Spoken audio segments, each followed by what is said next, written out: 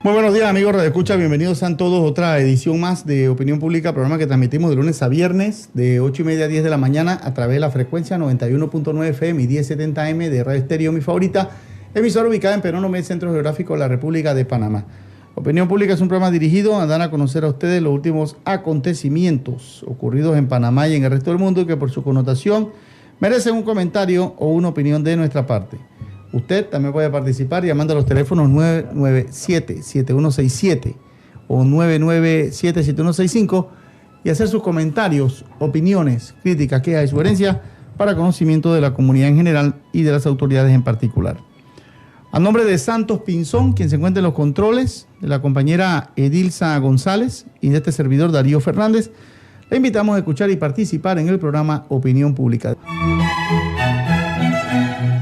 ¿Qué tal? Muy buenos días. Bienvenidos a todos nuestros oyentes. Les reitero la bienvenida a Opinión Pública para hoy lunes 28 de agosto de 2023. Gracias a todos por su sintonía temprano en esta mañana soleada del lunes y que por cierto ya hace un tremendo calor. La intensidad de las temperaturas ha estado subiendo en los últimos días y de hecho pues bien temprano hacía un tremendo calor y con este solecito que brilla ya aquí en Peronomé, pues me imagino que eso allá afuera debe estar bien caliente, así que usted prepárese si viene por acá o si anda por aquí, pues siempre consejo, protéjase del sol, no se tome esos soles que hacen ahora.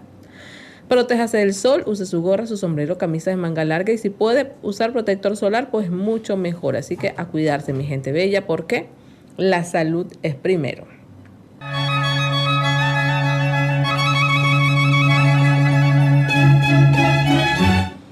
Bien, avanzamos con más y tenemos ya en línea telefónica a personal de la Dirección de Operaciones de Tránsito de la provincia de Coclé para compartir con nosotros el reporte de lo acontecido durante el último fin de semana. Buenos días, se presenta por favor y adelante. Buen día, Teniente Mendoza. Adelante, cuéntenos cómo estuvo el comportamiento de los conductores durante el último fin de semana acá en la provincia de Coclé.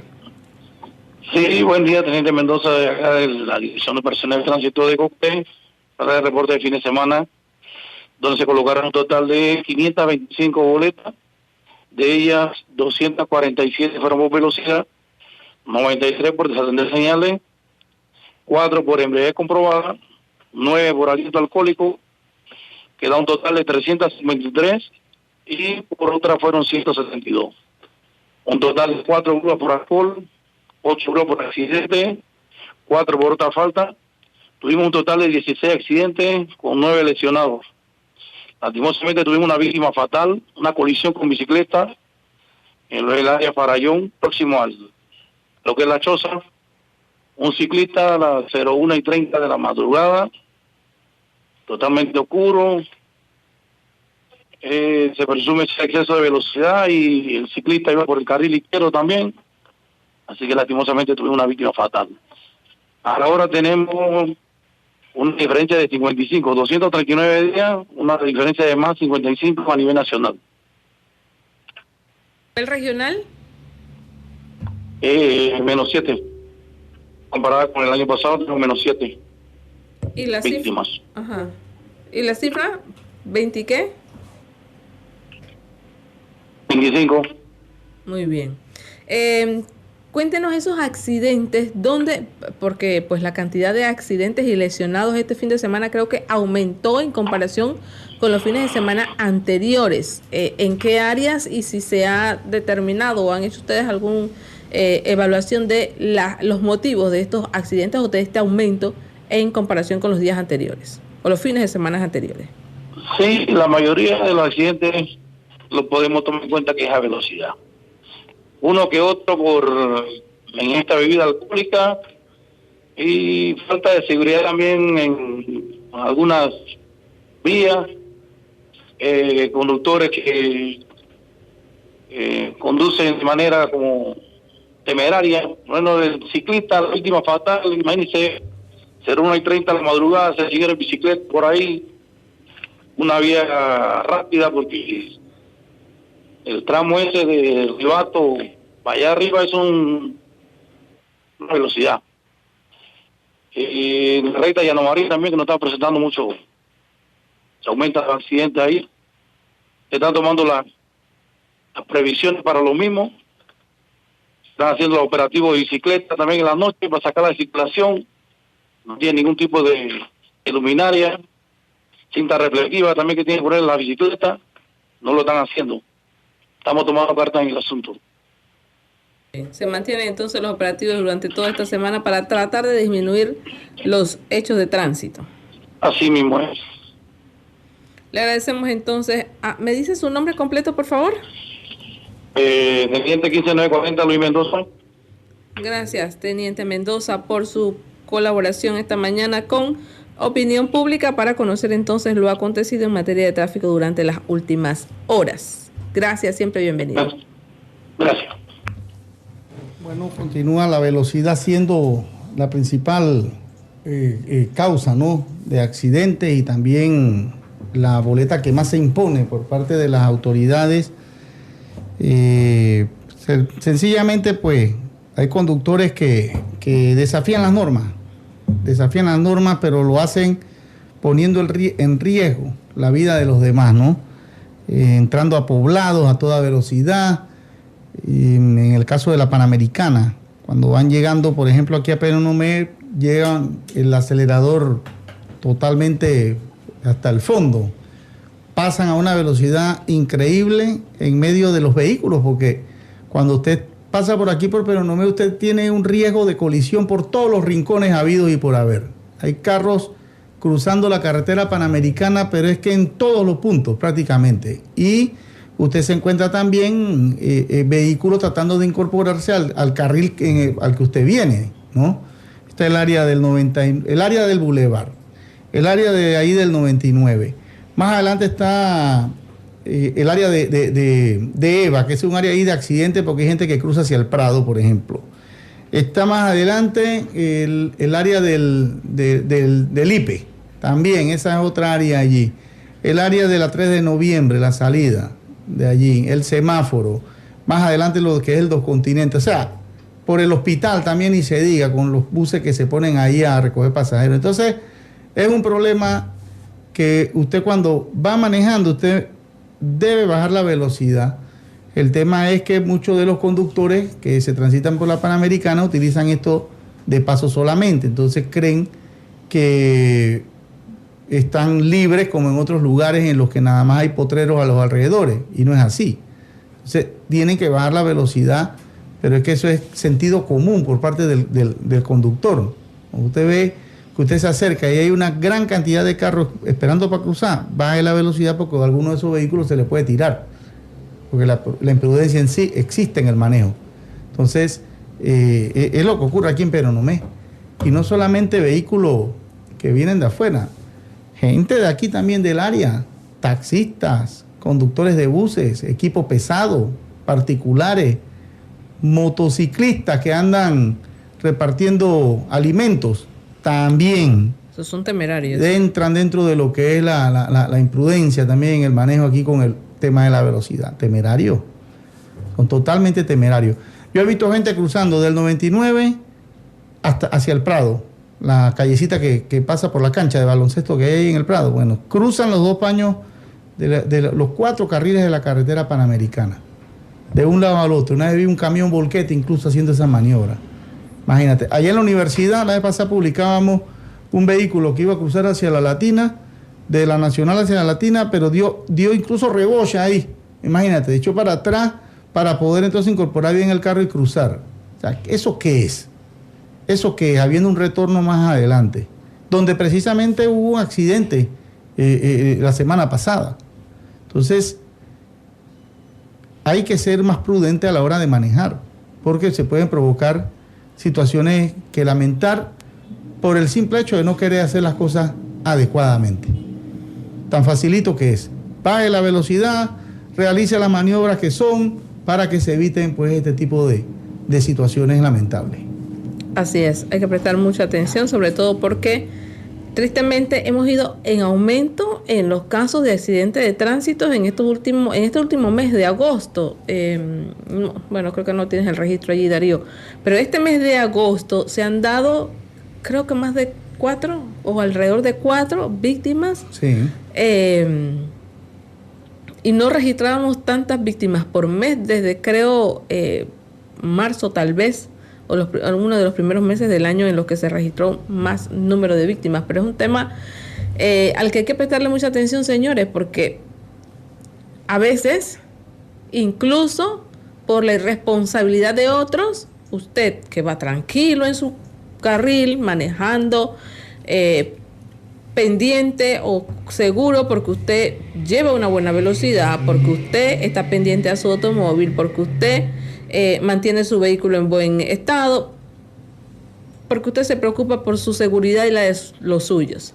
Pero vienen otros en la vía que andan a cualquier velocidad, a exceso de velocidad, y vienen llegando a esta ciudad, por ejemplo, a cualquier velocidad, y cuando se encuentran con un tranque en la vía o con una situación de riesgo, no les da para frenar porque traen tal velocidad que aunque frenen, la distancia del frenado a donde va a llegar, pues necesariamente le va a impactar su vehículo y termina usted siendo víctima de estas personas. Entonces, no es solo que los que andan desordenados presten atención, hagan caso a las recomendaciones, sino que al final usted que anda tranquilo en la vía puede verse afectado por este tipo de situaciones. Entonces hay que tener mucho cuidado porque se trata de la vida, señores, se trata de la vida. Y tristemente yo creo que muchos de los casos que se han registrado, incluso no son este año en materia de muertos por accidentes de tránsito, no eran ni siquiera coclesanos, pero al final suman porque se registran en la geografía de nuestra provincia. Pero se trata de seres humanos y al final gente, de Cocle o no, que se ve afectado por estos accidentes. Una familia que pierde a uno de sus seres y que a la larga pues no solo es el daño material, la víctima, sino una secuela de situaciones que se dan más allá. Y eso que, como siempre insistimos, al final no sabemos los lesionados. Llevamos un conteo de víctimas, pero no de los lesionados y del futuro de esos lesionados, sí, porque muchas veces quedan con algún tipo de discapacidad, teniendo sin empleo porque pues producto del accidente pues ya no van a poder trabajar, o porque su recuperación va a tardar tanto que van a perder necesariamente su empleo dependiendo del tipo de circunstancias en las que esté. Entonces es toda una serie de situaciones que se dan producto de esto que yo creo que, señores, es importante que hagamos conciencia. Y hagamos conciencia porque vienen meses donde el movimiento en las vías aumenta mucho más y la gente quiere andar de todas maneras rápido. Entonces, hagamos conciencia por lo menos en minimizar esos efectos para evitar que se sigan aumentando los números de víctimas por accidentes de tránsito en la provincia de Cocle. Así es. Hay gente que queda lisiada. Hay gente que no vuelve a caminar. Han tenido esos accidentes y lamentablemente a veces son incluso hasta pasajeros de transporte público. Así es. Ha pasado, recordemos un caso que hubo en Antón, ¿te acuerdas? Lamentable cuando uno se escucha más detalles del accidente, uno se da cuenta que sí, la muerte es el dolor más grande, pero después lo que queda, si la persona sobrevive, lo que queda, o sea, queda un calvario por culpa de alguna imprudencia, postrado en una silla de ruedas, a veces pues quedan en una cama, no se vuelven a parar más, de repente necesitan de alguna atención especializada, son personas humildes, a veces no tienen el recurso para movilizarse de sus hogares, solamente dependían de su trabajo y lo pierden. O sea, todo esto producto de alguna imprudencia que se genera. La velocidad, la regata, qué sé yo, cualquier otra, la falta de cuidado de repente en el manejo, la falta de precaución, por ejemplo, todo eso llega al final a que ocurran estas situaciones. Así que, y es triste la verdad, muy triste. Bien, continuamos. Por acá nos llegan denuncias al 6429-8492 y nos dice por acá, buenos días, por favor pedir a las autoridades hacer un alto a las cantinas brujas, y esto en el área de Agua Fría de La Pintada. Hoy lunes los niños en la escuela y los borrachos por allí deambulando por todos los sectores y molestando gente, dice la persona que nos está escribiendo por acá. Agua Fría de La Pintada. Agua Fría de La Pintada. Importante, oyentes, que se acerquen a la alcaldía de La Pintada. Ahí debe haber un funcionario de cumplimiento para que usted haga la denuncia de manera formal, dé a conocer quién está detrás de esta cantina clandestina que hay allá, del nombre, sea anónimo, ¿verdad? Ahí el funcionario de cumplimiento no va a decir quién le dijo, y es importante pues que las personas den más detalles sobre este tema, porque así ya se arma un operativo con la Policía Nacional, van al área, multan a la persona a ver si le quedan ganas de seguir con esa venta clandestina de licor ahí en la comunidad, porque está formando pues un problema social allá en el área.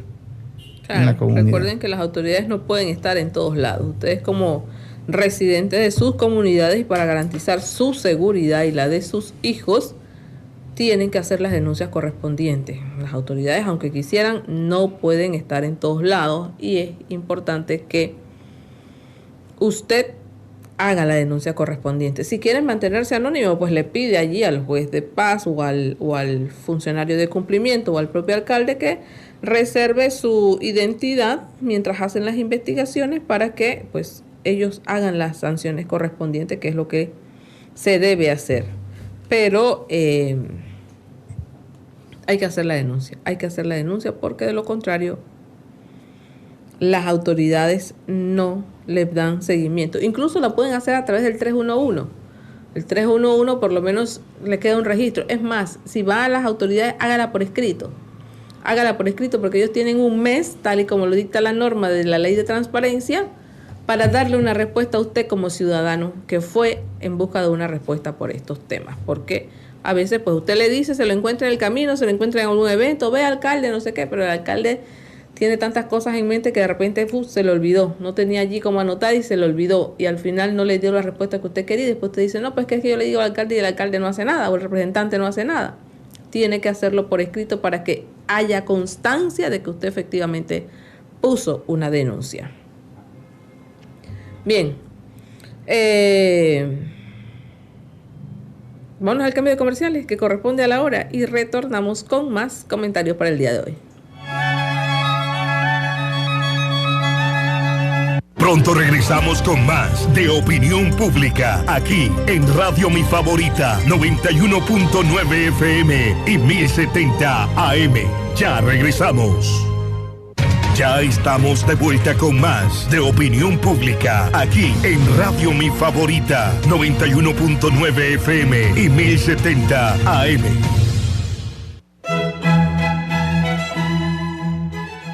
Bien, de regreso con más de Opinión Pública. Bueno, y Elsa, no sé si lograste ver, bueno, sí, la vez pasada estábamos viendo esas fotos de la rajadura de la carretera hacia el camino de San Miguel. Producto, yo no sé si es producto de la lluvia, no sé qué tanto está lloviendo para allá, para esa área, o si fue del aguacero que cayó recientemente, la semana pasada, o si la carretera pues ya traía de pronto alguna afectación de la que no se había dado cuenta la gente, y ahora pues que se hizo más evidente, ya hay preocupación en la comunidad. Veía el reportaje que hizo TVN con Natalie, y las personas pues le metían a la rajadura como unos chuzos, y tenía como 1 metro más o menos de profundidad el tema de esa rajadura allá en el área de San Miguel. Y el problema es que pareciera que tiene todos los componentes para desmoronarse esa calle allí, a simple vista, ¿no? Ha hecho como especie de un arco la rajadura, agarrando las 2 vías de la carretera, y no se sabe pues si nada más llegó hasta allí o si en efecto se continuará desmoronando El tema es que el Ministerio de Obras Públicas, pues hasta ahora no he escuchado decir absolutamente nada sobre el tema, dar una respuesta, y sería importante pues que la comunidad escuchara por parte del MOB qué se va a hacer allí para evitar que esa carretera se desmorone, que ocurra una desgracia o que vayan a quedar incomunicados allá en la comunidad de San Miguel, que tuvieron años solicitando esa carretera hasta que finalmente el gobierno se la construyó, se finalizó el proyecto y ahora pues en menos de lo que se persigue un ñato la carretera se ha vuelto a dañar allí, se ha dañado, ¿no?, considerablemente. Entonces, o si la compañía constructora se va a hacer cargo, porque eso tiene que tener garantía, supongo. Eso tiene que tener garantía y que se repare pues la situación allí en ese punto. Así es. Recordemos que son áreas montañosas en donde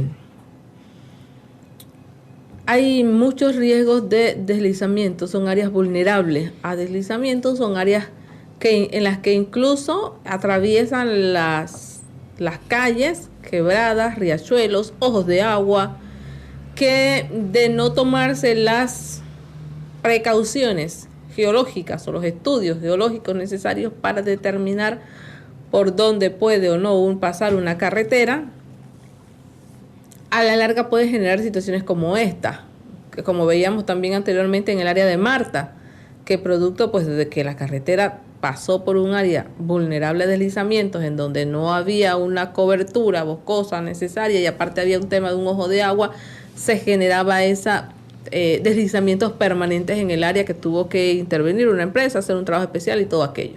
Así que esperemos, de hecho yo le mandé la imagen al director del Ministerio de Obras Públicas, al ingeniero Edwin Gómez, y me informaba que la empresa iba para allá a hacer las inspecciones correspondientes. Esperemos que lo haga porque yo le comentaba a él, esa es una calle que no tiene más de 3 años, debería estar dentro del tema de la garantía de la carretera. Y él me dijo que sí, que efectivamente la empresa iba para allá, pero solamente ese fue el único comentario que me hizo, que la empresa iba a hacer la inspección para determinar qué es lo que está pasando y cómo se puede mejorar, porque no se trata simplemente de ir y sellar la rajadura, sino también de buscar una solución más concreta, más efectiva para que no vuelva a ocurrir, porque en el caso de que, por ejemplo, haya un ojo de agua o haya un tema de que el tramo está en un área en donde es una ladera, en donde no haya una cobertura boscosa hacia arriba o hacia abajo, puede generar un deslizamiento producto ya sea de las lluvias o de incluso por una mala construcción que pudo haberse dado también, no se sabe, pues la empresa irá a determinar qué pasa y ojalá que el Ministerio de Obras Públicas explique, una vez la empresa haga la inspección y determine cuál es la medida a seguir, nos informe, no a Darío ni a Dilsa, sino a la comunidad, obviamente a través nuestro, nosotros le informaremos a la comunidad, entonces qué es lo que está pasando. O incluso pueden hasta reunirse en la comunidad con la empresa y decirles también qué es lo que está pasando y con la propia comunidad determinar, porque pues es la gente que vive en el área.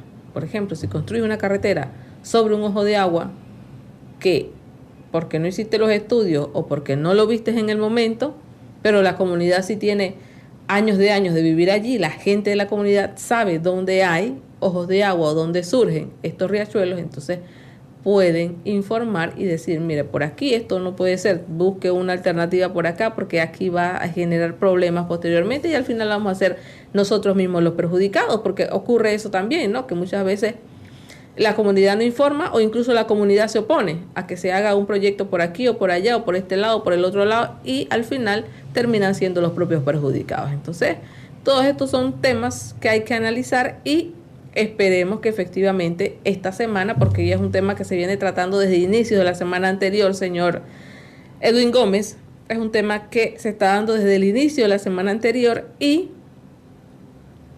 esta semana, por tarde, debería estar la empresa presentándose al sitio para hacer a la inspección con los técnicos responsables, y ojalá también vayan los técnicos del MOB para que no sea solo un tema de que fuimos y decidimos que esto era lo mejor, sino que el Ministerio de Obras Públicas también esté debidamente informado, también el técnico, el ingeniero, el especialista vaya y determine que efectivamente lo que la empresa va a hacer es lo que mejor corresponde, y no que lo que la empresa vaya a hacer lo vaya a hacer porque considera que es lo más fácil, lo más rápido, lo que mejor soluciona, pero a la larga puede que no. Entonces, que estén los expertos del MOB allí para determinar qué está pasando, y al final la decisión para reparar la calle que tomen sea la mejor para que el año que viene no tengamos que estar de nuevo en lo mismo. Así que atento con eso, por favor, ingeniero Gómez. La comunidad necesita una respuesta.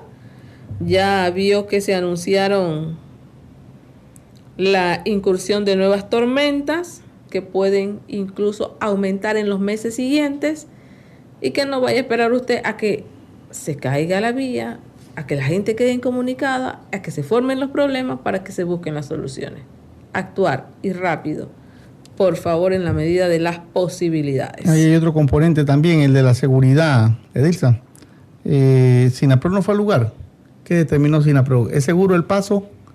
No sabemos si le habrán informado al Sistema Nacional de Protección Civil sobre esa situación para que también haga las verificaciones correspondientes. Por eso que te digo que no solo es que la empresa vaya porque es su responsabilidad, sino que el Estado se interese en que lo que sea que se vaya a hacer se haga tomando todas las medidas necesarias, no solo para reparar el tramo, sino para asegurarse que no va a generar problemas a futuro y que no ponga en riesgo la seguridad de las personas que allá a diario transitan también. Porque, como decía, la rajadura tiene una profundidad bastante considerable, que la gente pues ha seguido utilizando la carretera. Pero Dios no permita que vaya y caiga un aguacero fuerte y la gente, por pasar de todas maneras, se vaya a dar un deslave, un deslizamiento, un quiebre de la vía, y al final las cosas sean peores. Entonces, allí también debería estar el SINAPROC atento cuando se den esa inspección para que no solo vea la carretera, o la empresa vea la carretera, o el MOB vea la carretera, sino que el MOB vea las vulnerabilidades de toda el área y no solo la carretera.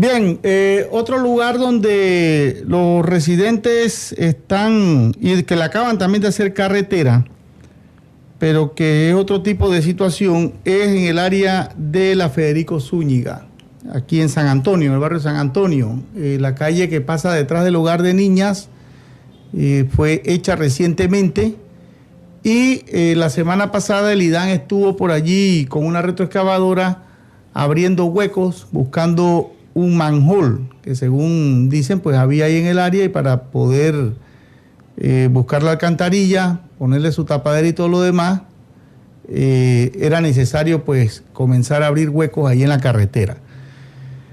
Ciertamente es importante que el IDAM logre conseguir ese manhole para futuras situaciones, ¿no? A veces se trancan las líneas, hay que buscar por dónde abrir para tratar de destrancar y todo lo demás. Pero ahí el tema es que la gente ahora se está preguntando qué va a pasar con esa carretera.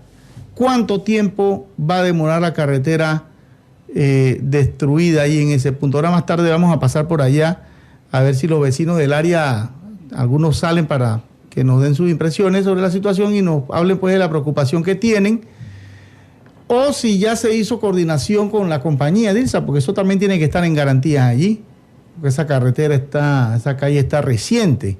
Entonces debe existir alguna garantía, por lo que pues esperemos que... La carretera no se destruyó por mal trabajo, la destruyó el IDAN.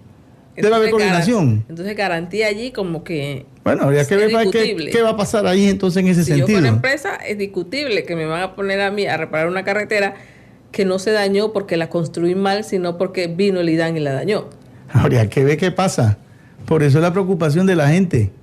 ¿Qué va a pasar en ese sentido con ese paso allí en la Federico? Y varias personas han estado escribiendo, dice que por 40 años han estado solicitando esa ayuda, porque le dio el gobierno en hacerle la carretera y no es posible que ahora llegó el IDAN y la desbarató. Ahí me mandaron unas imágenes, pero sí vamos a pasar ahora por allá para ver la situación que han estado denunciando, ¿no?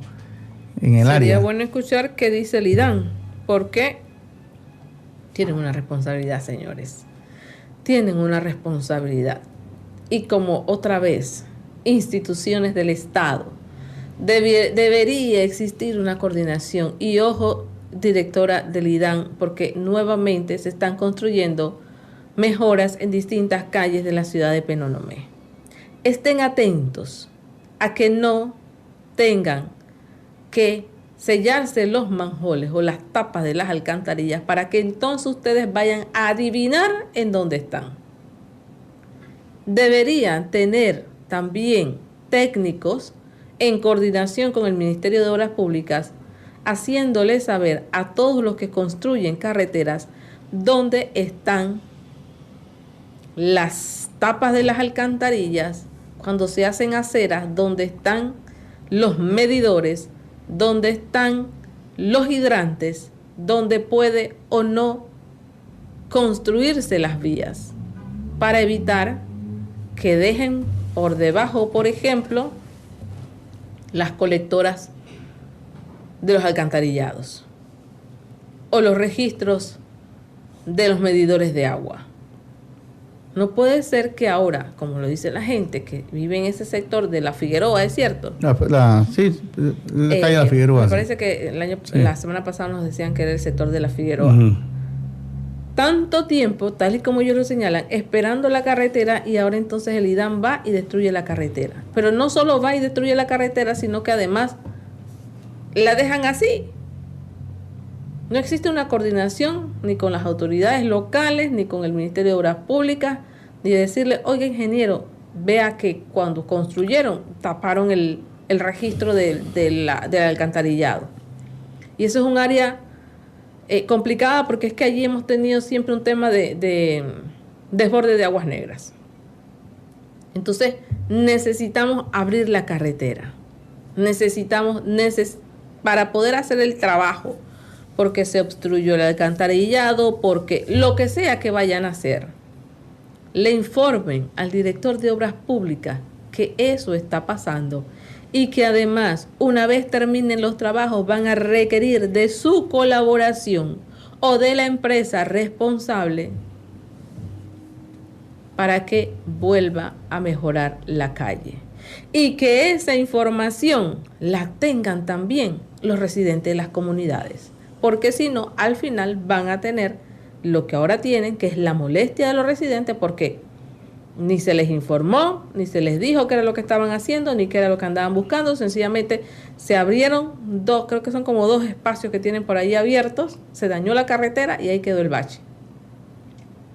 Lo mismo que está ocurriendo allá en Miraflores, en la vía Miraflores, ahí en toda la intersección de la calle que va hacia Villanomé con la esquina del supercentro, del mini super Jonathan.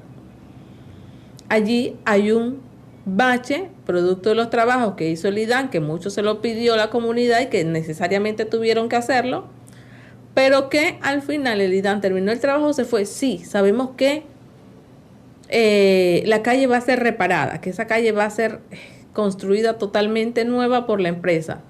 Pero ¿qué tal si mientras la empresa hace eso, yo no sé si se lo piden a la empresa, se lo piden al Ministerio de Obras Públicas, mejoran ese bache que obliga a los conductores a tener que o cambiarse de carril o tirarse a la orilla, porque ni acera hay, a la orilla de la calle, pudiendo atropellar a alguien, porque por allí la gente utiliza esa esquina para esperar transporte.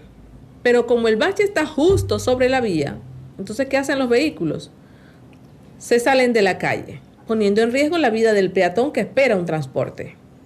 O se vienen en sentido contrario, poniendo en riesgo a las personas que van. En estos días íbamos en dirección hacia allá y venía un carro y de repente sácate, se sale de su vía y entra al carril contrario y me genera un susto porque yo dije, ¿y entonces qué pasó aquí? Esquivando el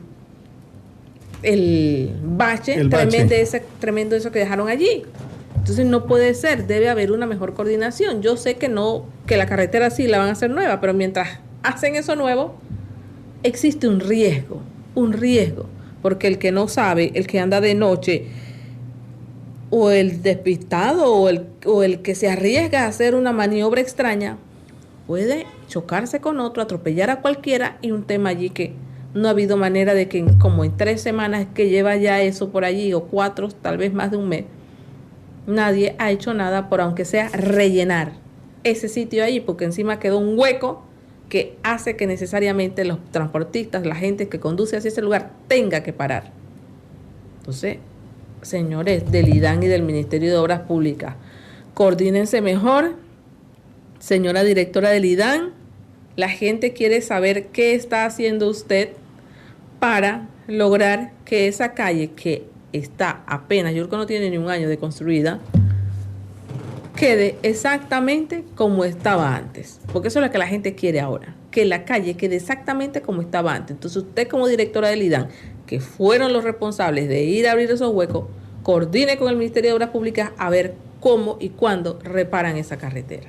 Porque si no, por ahí van a venir los cierres de vía, las manifestaciones, y la situación puede empeorar, lo que ahora nada más es la queja de los usuarios que nos las han hecho llegar por acá. Así que cuidado con eso. Así es.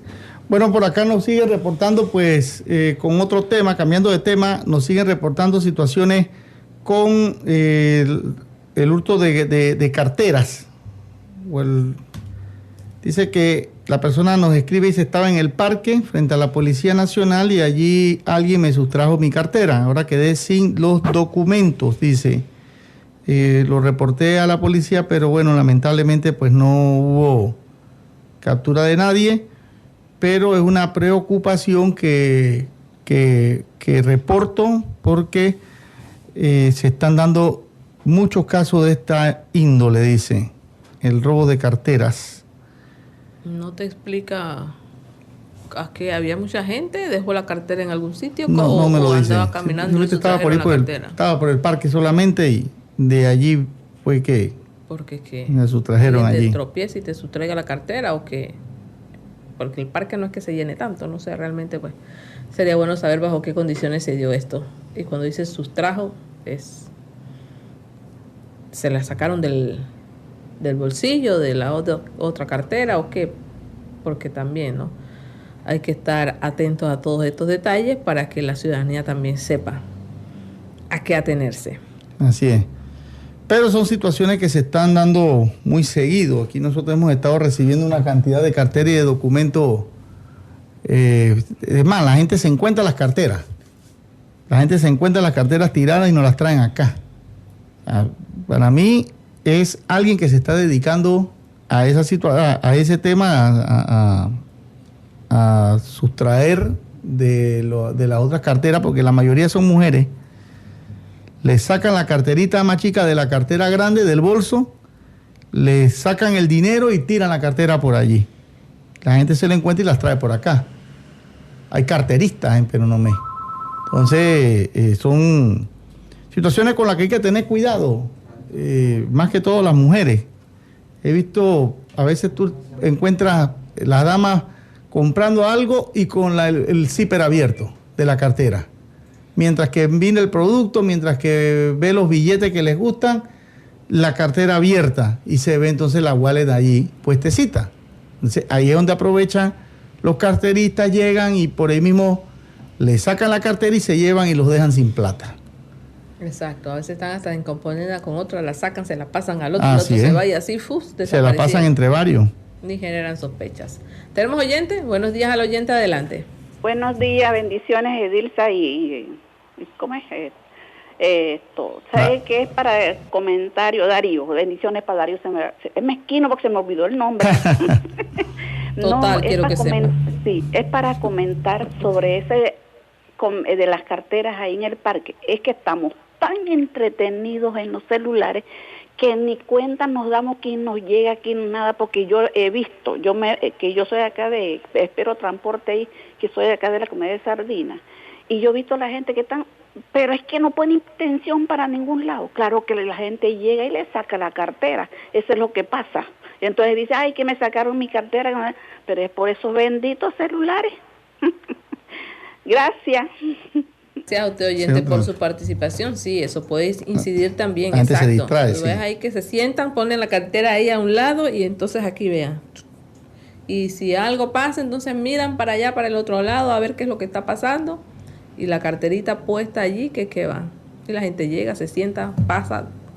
Y últimamente sí he visto que hay muchas personas allí esperando transporte, tanto en la esquina que va hacia la Pintada como acá en el otro lado.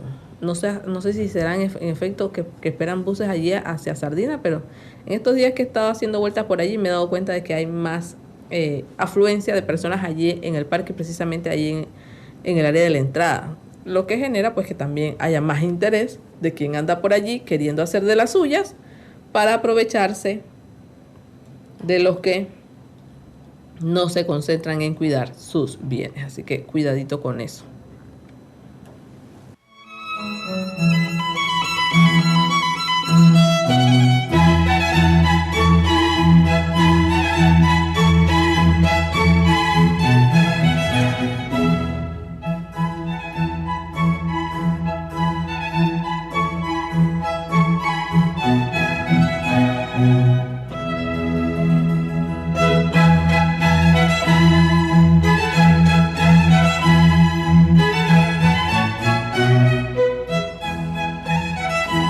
Bueno, continuamos entonces, así que ya lo saben, a tener cuidado, a mirar su entorno, quién está sospechoso al lado suyo, cerca de usted, porque tal y como nos lo dicen por acá, hay un grupo de mujeres que se están dedicando pues a esta situación por el área del mercado y la central, así que a tener cuidado. A veces llegan y se aglomeran, se aglomeran detrás de cualquier persona y ahí entonces cuando se van y la persona va a pagar, se da cuenta pues que ya no tiene su cartera. Así que ojo con esto, señores que nos escuchan. Bien, por acá dice, buenos días, para reportar desde la semana pasada la basura en la calle Damián Carles no está pasando a recoger, los malos olores de la misma ya no se aguantan. Agradecemos por favor que ayuden a divulgar. Bueno, atención ahí al departamento de aseo. No nos dicen qué parte de la Damián Carles específicamente. La verdad que no me fijé si ahí abajo pasaron a recogerla, ¿no? Para saber si es por aquí, por el área. Pero atención de todas maneras al departamento de aseo, a ver si pueden mandar pues a recoger por el área de la Damián Carles. Igual la Damián Carles va desde aquí, desde el alto con el Parque 8 de Diciembre, hasta allá abajo, hasta Leva. Así que es una sola recta que por donde tiene que pasar el camión. Tampoco es que hay perdedero. Y por acá dice, mire, solamente me levanté un segundo y ya no estaba la cartera. Soy la del parque, dice. Mi nombre es Esther Aguilar, con cédula 2-731-1690. Por favor, si alguien encuentra mis documentos, que me avise, que los lleve a la emisora para que ustedes puedan vocear que la cartera o los documentos se encuentran allá y yo los voy a buscar. Solamente me interesan mis documentos, dice la persona, la señora Esther, que nos escribe por acá.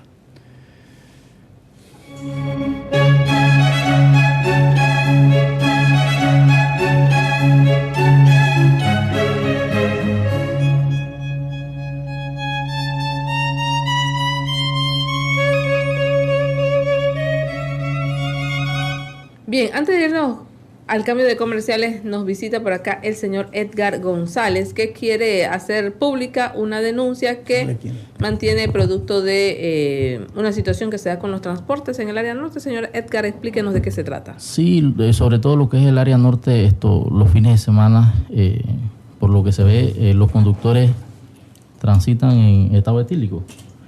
El resultado fue el día de ayer que viajaba con mi hija de Churuquita chiquita hacia Penonomé, porque vivo en Coclé.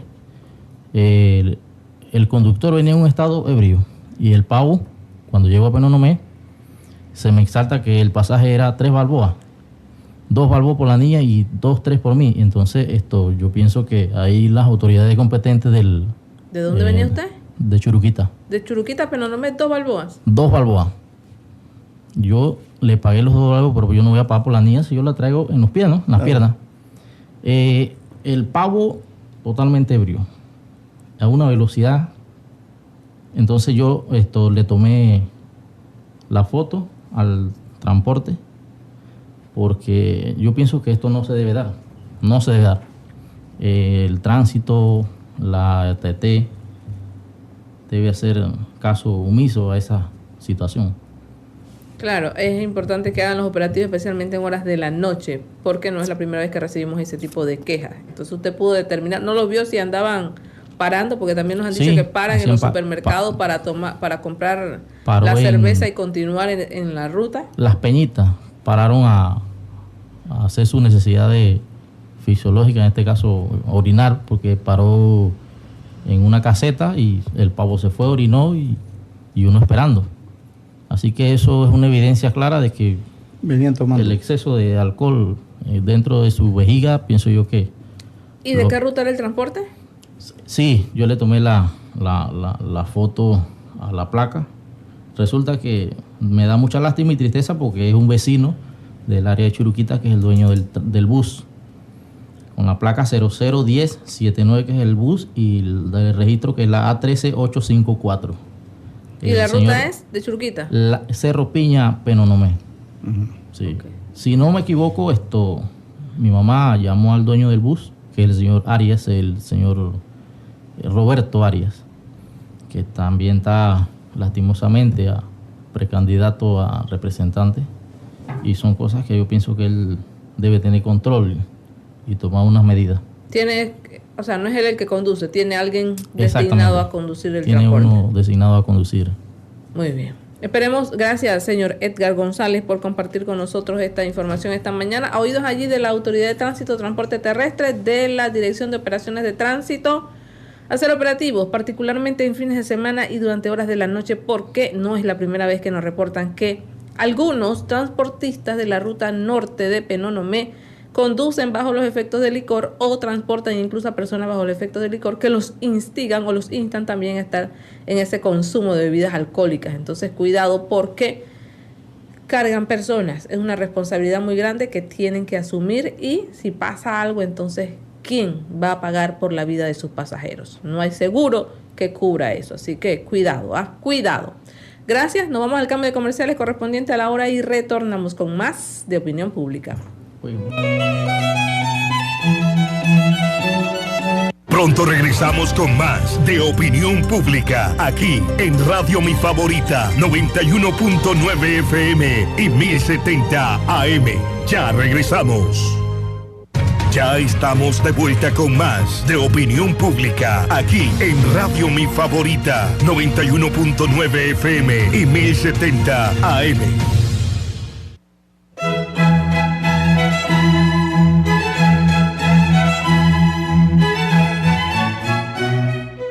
Bien, estamos de vuelta con más en su programa Opinión Pública y tenemos por acá la visita de los profesores Mirla Quintero, Yamilet Sánchez y Alberto Martínez, todos miembros de la ANDEOP, porque quieren hacer aclaraciones o réplicas en torno a la participación que tuvieron la semana anterior miembros de la Asociación de Supervisores del MEDUCA en conjunto con la directora regional de la institución, para que nos hablen entonces cuáles son las réplicas, a qué comentarios fueron los que les parece que hicieron los supervisores de la regional de Coclé. Buenos días, bienvenidos, cuéntenos quién inicia. Bueno, se presentan para que quienes nos escuchan sepan quiénes están hablando. Sí, muy buenos días. Ante todo, dándole las gracias a esta emisora que siempre nos ha abierto las puertas para poder elevar nuestras inquietudes en cierto modo y poder aclarar muchos temas que son muy importantes para llevar esa paz ante la comunidad educativa, porque lo que queremos es un trabajo en conjunto, un trabajo en equipo con todos los actores de la comunidad educativa, los que están en el centro educativo. Entonces hay ciertas situaciones o ciertos comentarios o planteamientos que de repente pueden causar un poquito de confusión en lo que es la comunidad educativa, y queremos aclararlo aquí en la radio para que estemos bien versados en lo que verdaderamente dice la normativa. Nos hubiera gustado, mire, que nuestra directora regional también nos respaldara, como respaldó en ese momento, en esa entrevista a los supervisores, y le invitamos que algún día lo pueda hacer, porque nosotros en las instituciones educativas somos ese brazo ejecutor, ese brazo que tiene que ver y ejecutar todos los procedimientos que emanan del Ministerio de Educación. El supervisor es el brazo enlace, porque él está allí, está, llevando las informaciones cuando es necesario. Él tiene que apersonarse a los centros educativos, a orientar y a brindarse acompañamiento a los directivos, a los directores de las instituciones educativas. Nosotros escuchamos en uno de los planteamientos que se hizo en esta emisora que se mencionó que lamentablemente se nos había dado mando y jurisdicción en las instituciones educativas.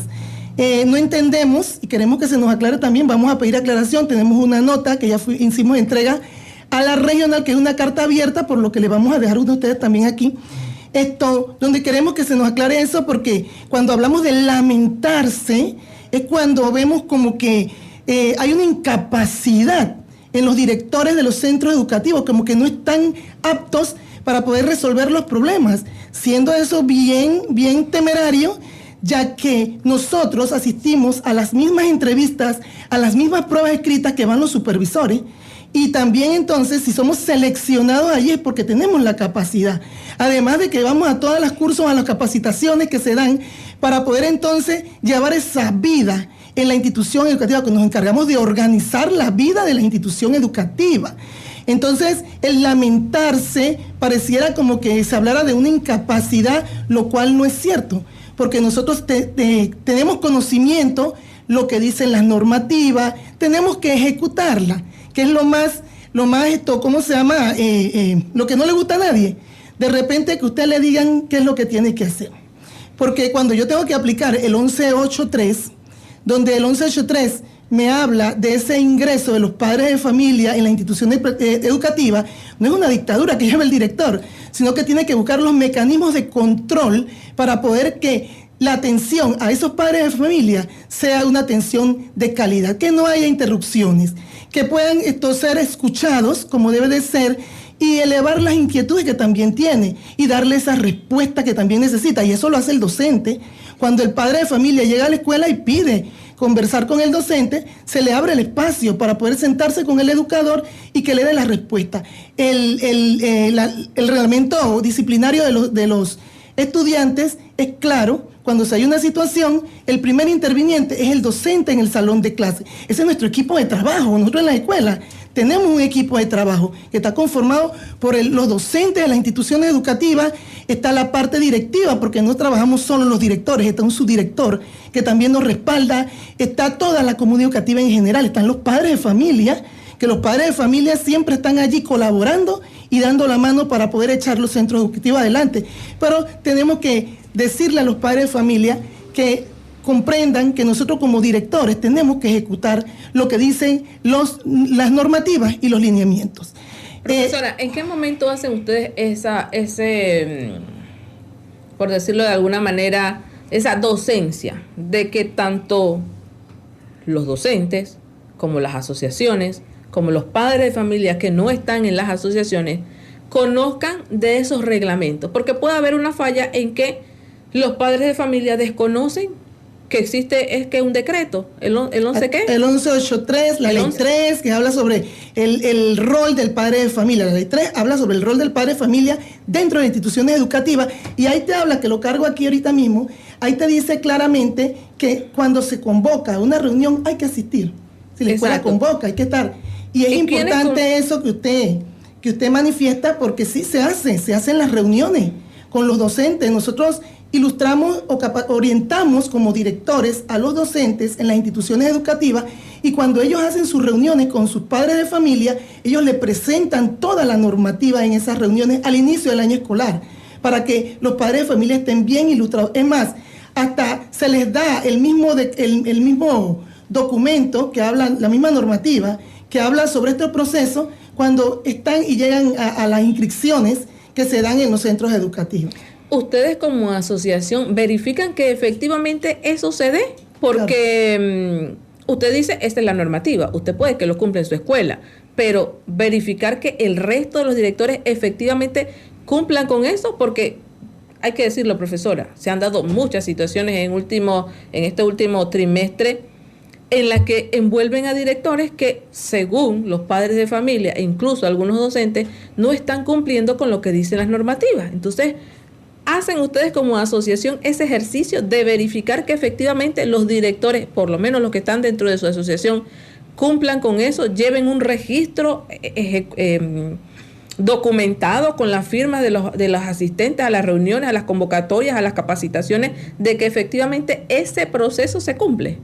Así mismo es. Nosotros realizamos reuniones con nuestros agremiados, con nuestros asociados, y nosotros allí damos, y casualmente tenemos ahorita mismo, el 22 de septiembre, tenemos una capacitación, donde en esa capacitación vamos a hablar de todos estos procesos, y también antes de eso, que usted nos vio en la biblioteca, estábamos conversando sobre todos estos procedimientos, cómo se estaban dando y todas estas cosas, ¿no? Porque sí se ilustra y sí tenemos esa confirmación de que se están llevando estos procesos en los centros educativos. De repente, esto nos llena de mucha, no sé, mucha inconformidad cuando se habla de que tenemos ese enlace de parte, porque vamos a hablar y nos vamos a referir a lo que dicen los decretos 245 y el decreto 3, que habla sobre las asociaciones de padres de familia, y dentro de eso se habla de coordinar con el director del centro educativo. Además, la comunidad educativa, que son claras, y en la ley 47 de 1946, Orgánica de Educación, al igual que la ley 50, hablan sobre lo que son, hablan sobre lo que son las comunidades educativas, y ahí hablas claramente que el encargado de presidir e instalar las comunidades educativas es el director del plantel.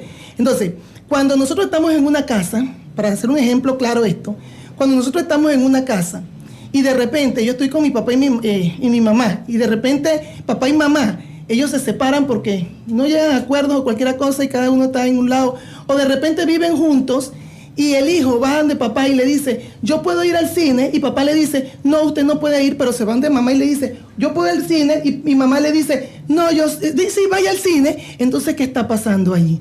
Hay una desautorización eminente en la familia. Entonces, aquí pareciera que se esté dando una desautorización eminente en la familia, dentro de los centros educativos, cuando nosotros, sin preguntar al director cuáles son los procedimientos que se están realizando en los centros educativos, escuchamos al padre de familia y damos por sentado que todo lo que se está diciendo es verdad.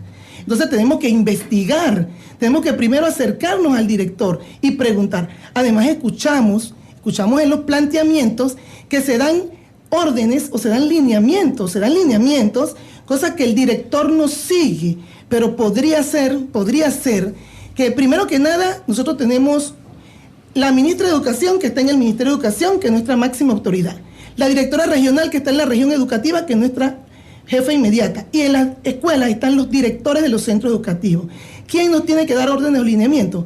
En la región, en parte macro, tendría que ser la ministra de Educación, que baje las instrucciones, y acá en la regional de Educación, la directora o director regional que esté en el momento.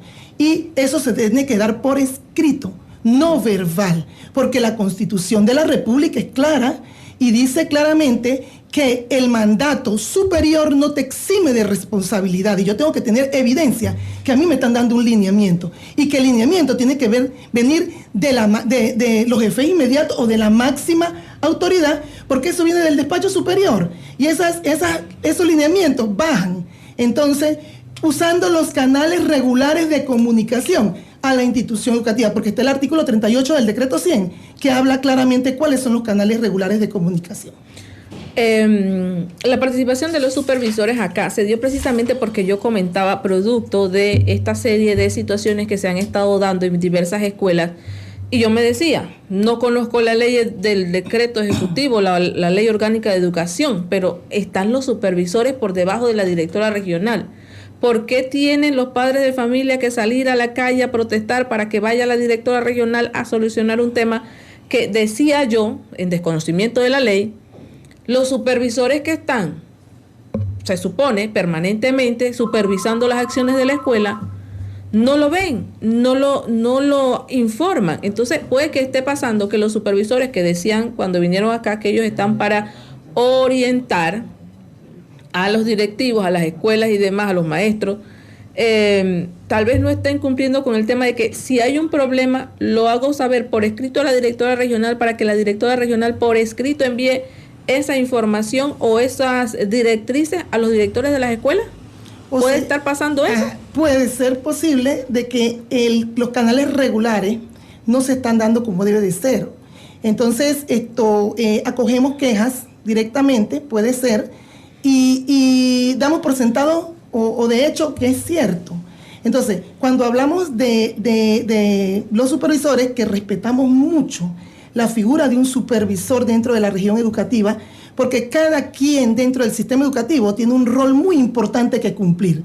Tanto los supervisores como los directores, los subdirectores, los docentes son muy importantes en una institución educativa.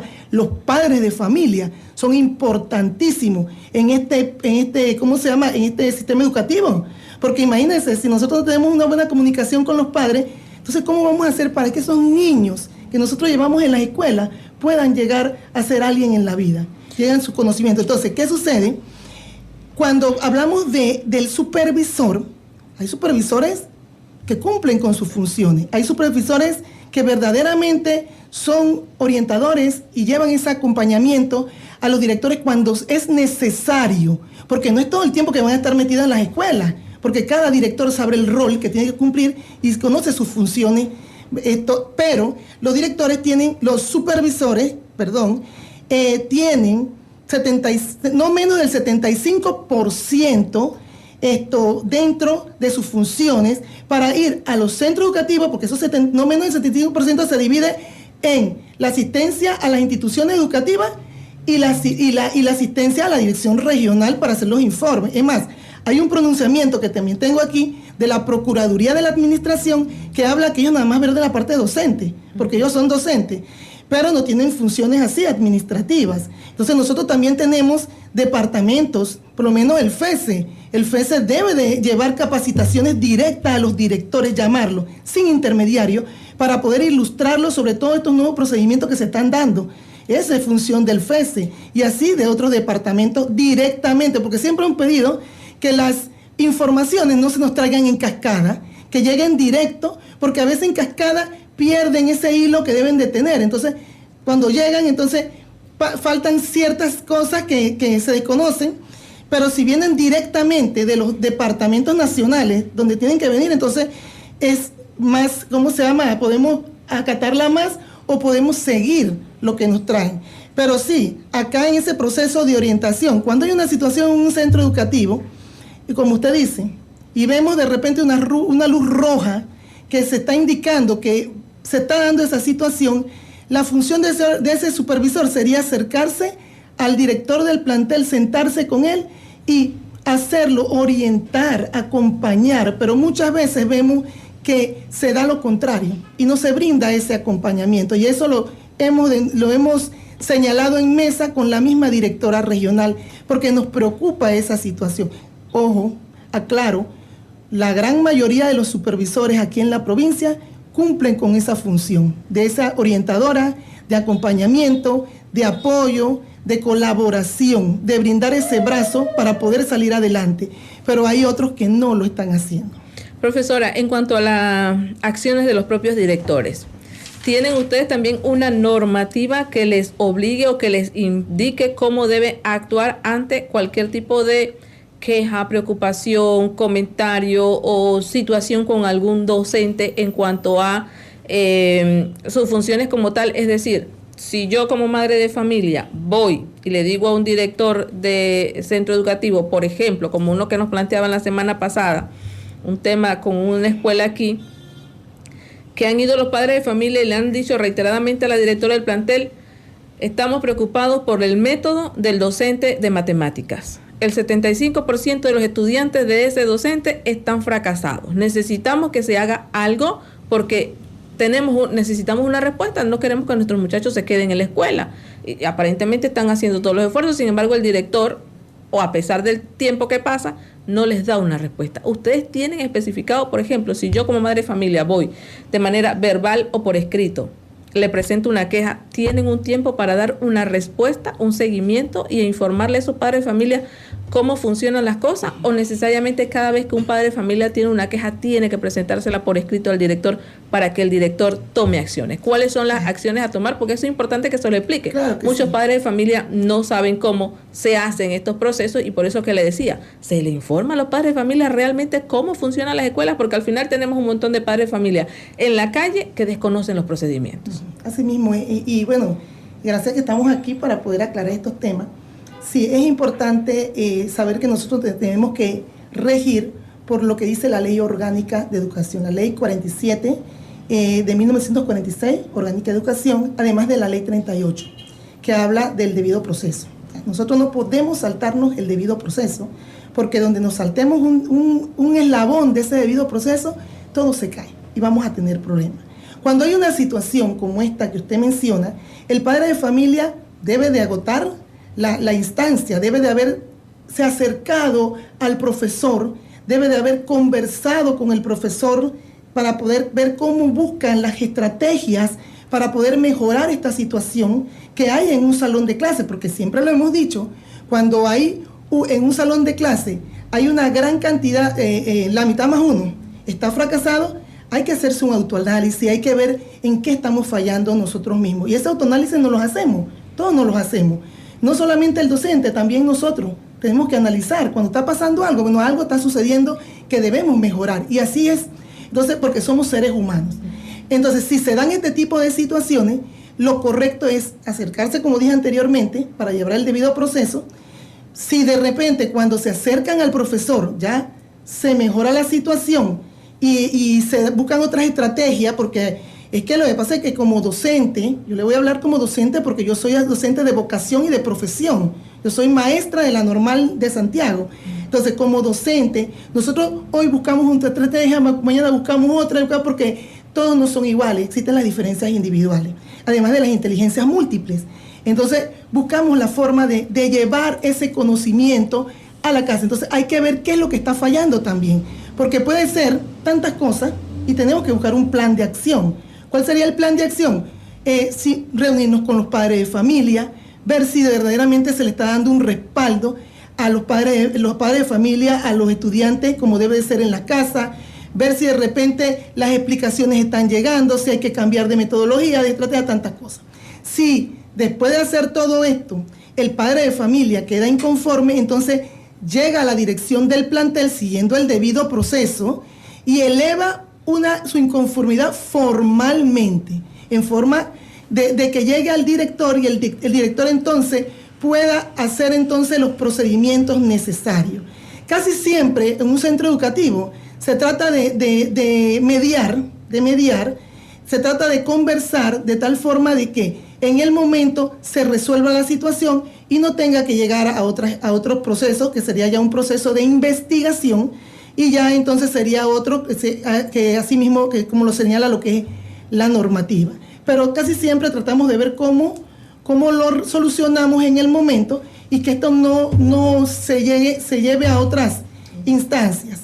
Y gracias a Dios hasta la fecha se ha resuelto, ¿no? ¿Tienen tiempo definido para esto? El tiempo, hay un tiempo, lo que la ley te señala, un tiempo perentorio, el cual nosotros tenemos que ir buscando para poder resolver al final.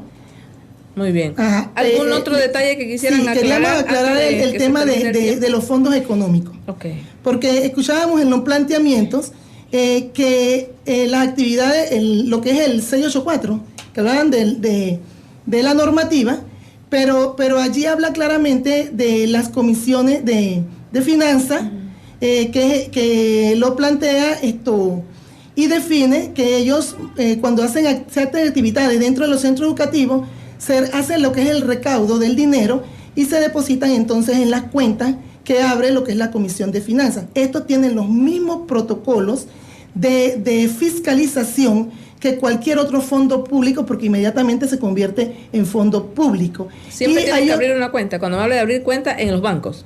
Debe tener su cuenta de ahorro. Entonces, se hablaba también de que eso tenía que ingresar a lo que son las asociaciones de padres de familia. Lo que pasa es que cuando ingresa a la asociación de padres de familia, cuando el padre de familia organiza la actividad y de repente dice, bueno, voy a comprar esto, vamos a hacer la actividad en el centro educativo. Todo eso proveniente de esas donaciones que hace el padre de familia y lo que haga, entonces eso ingresaría a lo que son las asociaciones de padres de familia. ¿Por qué los centros educativos hacen actividades económicas? Porque el FESE no tiene en muchas ocasiones renglones para sufragar gastos, para poder proyectarnos a la comunidad, para hacer más de 4 cosas. Es más, en una escuela primaria, el FESE te da nada más para hacer el Día del Niño, no así el Día del Estudiante, pero nosotros tenemos que resaltar la labor que realizan estos niños en el centro educativo, que es un trabajo grande y constante, que es el estudio. Entonces, ese es el Día del Estudiante, no lo podemos dejar pasar desapercibido. Entonces, se organiza esa actividad. ¿Qué hacen las comisiones de trabajo? Las comisiones de trabajo presentan un plan de acción anual que reposa en las instituciones educativas.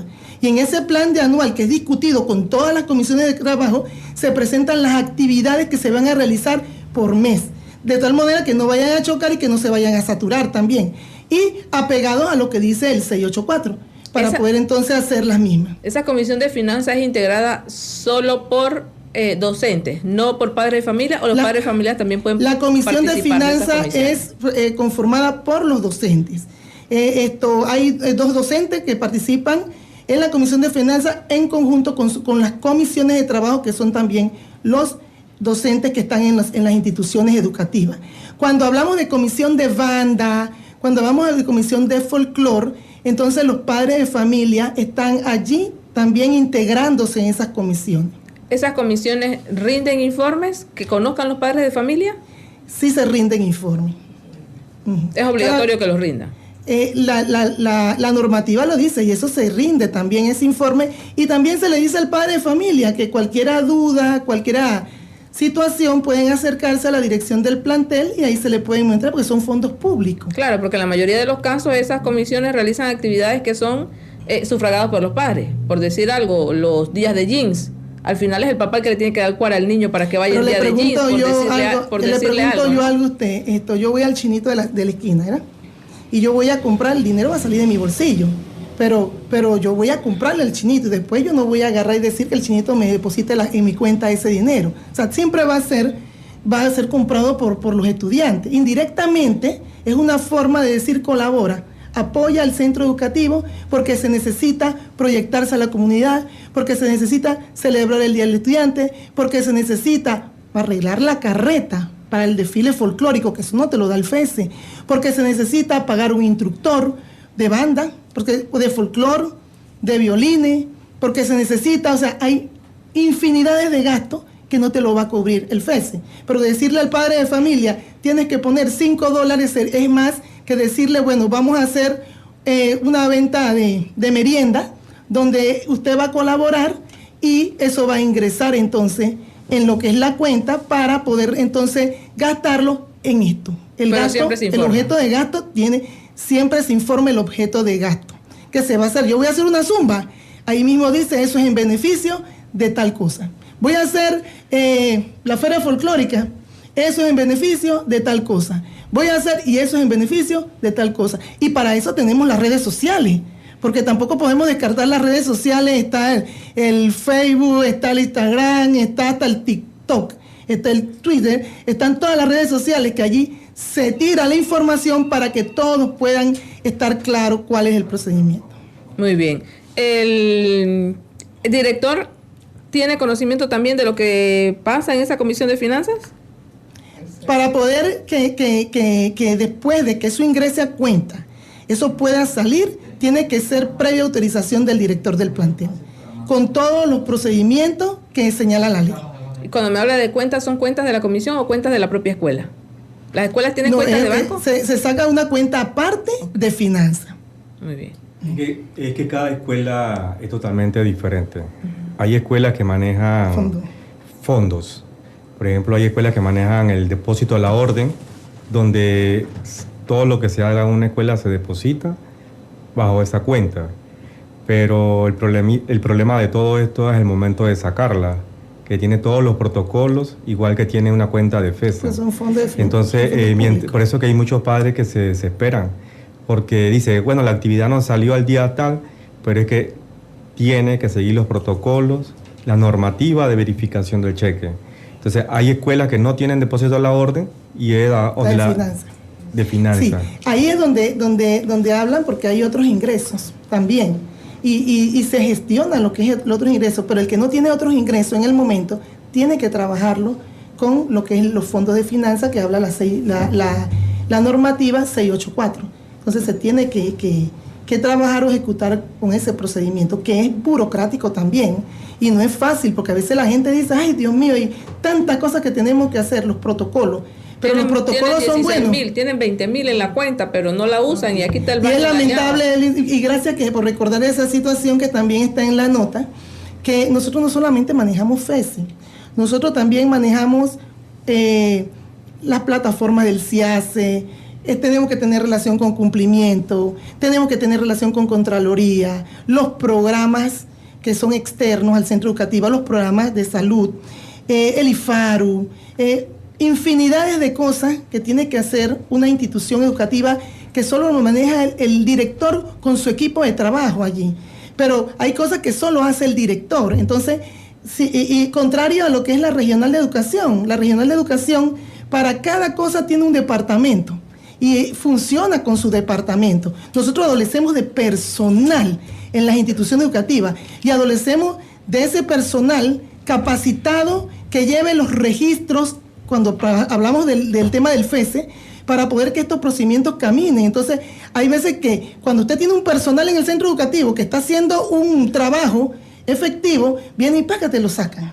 Nos los quitan y ese personal está ilustrado, está capacitado y está haciendo un buen trabajo. Entonces, ¿qué nos toca a nosotros como director? Venir a capacitar y orientar a una persona para poder que siga haciendo el proceso, porque no se pueden detener.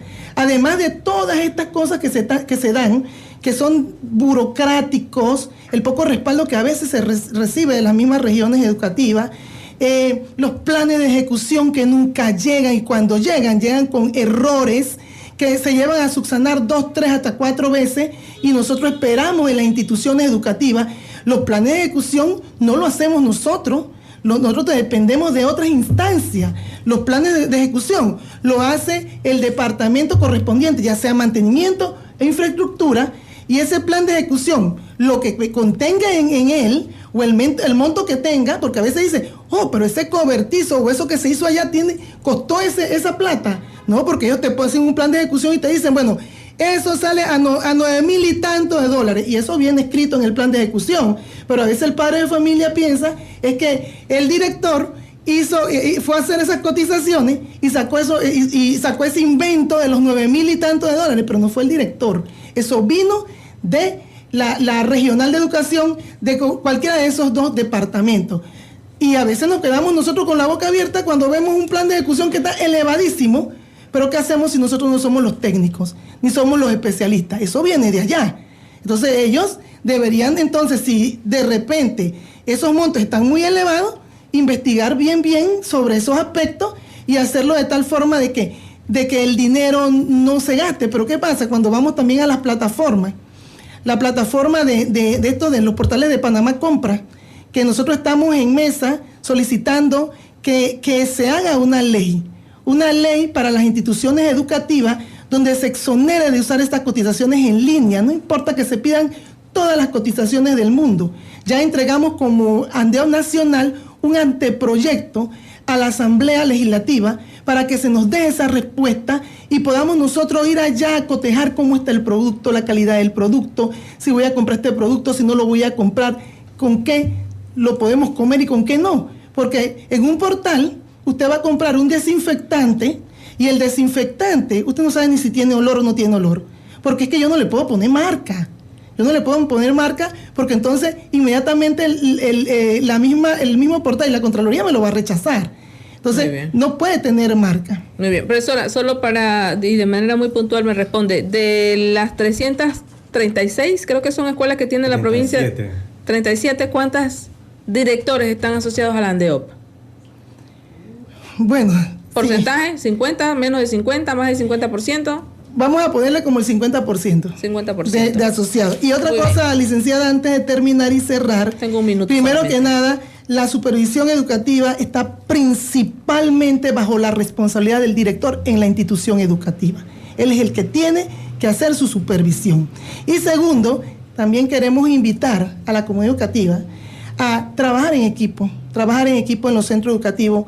Los directores no somos malos, los directores queremos hacer un buen trabajo en conjunto con nuestro equipo de trabajo, que son elementos principales en los centros educativos. No excluimos a nadie, pero que se entienda que trabajamos bajo parámetros legales que tenemos que seguir al pie de la letra, porque si no lo hacemos, entonces nosotros como directores quedamos subiendo y bajando escalera en el Ministerio Público. Muy bien.